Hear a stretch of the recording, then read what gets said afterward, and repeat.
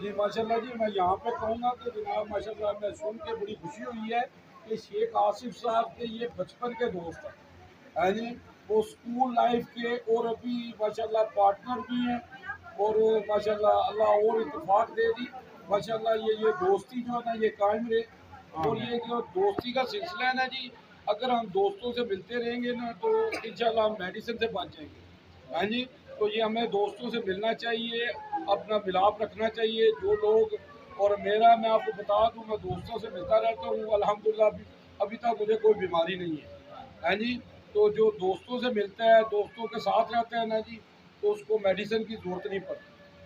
तो आज भी हम हर जंग जीत जाएंगे बदर की तरह, अगर हम हो जाएं अबू बकर, उमर, उस्मान, अली, हसन, हुसैन की तरह। अल्लाहुम्मा सल्ली अला मोहम्मद जी। जावा जी।